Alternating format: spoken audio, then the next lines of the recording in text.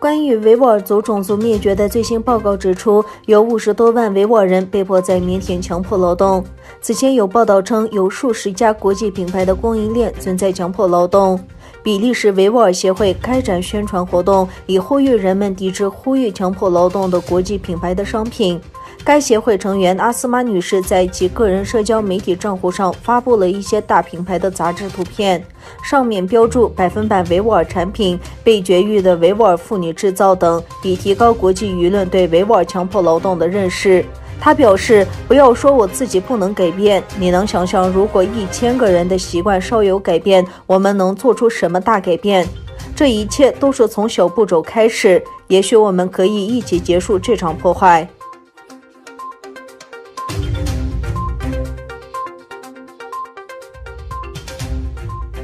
社交媒体上流行的一段视频揭示了一名汉族老师恐吓和殴打维吾尔族儿童的场景。据悉，该录像是在喀什一所学校拍摄，一名汉族老师在教室里的孩子面前殴打和踢了一个维吾尔男孩。这个维吾尔族孩子用他的母语说了几句话之后，老师大喊：“你说什么？和你刚才说什么？”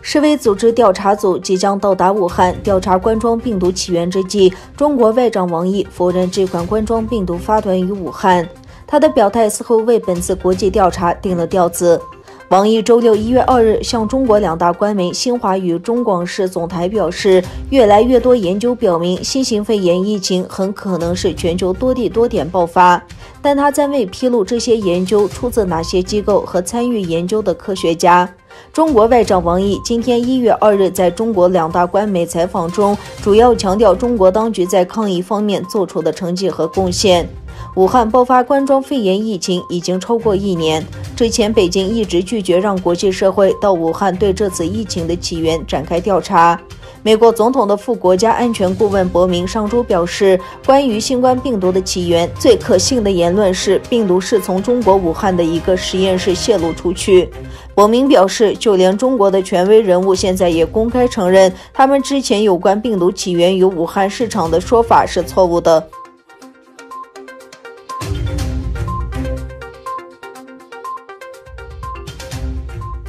中国商务部新闻发言人于1月2日针对3家中国电信巨头被迫在美国退市作出回应，谴责美国滥用国家安全，动用国家力量打压中国企业，并指这不仅损害中国企业利益，也损害包括美国在内的各国投资者利益，将严重削弱各国对美国资本市场的信心。纽约证券交易所上周四宣布，将遵守美国官方行政命令，对中国联通香港公司、中国移动和中国电信进行退市处理。根据特朗普去年11月发布的行政命令，这3家电信运营商被指由中国军方拥有或控制，禁止美国人投资。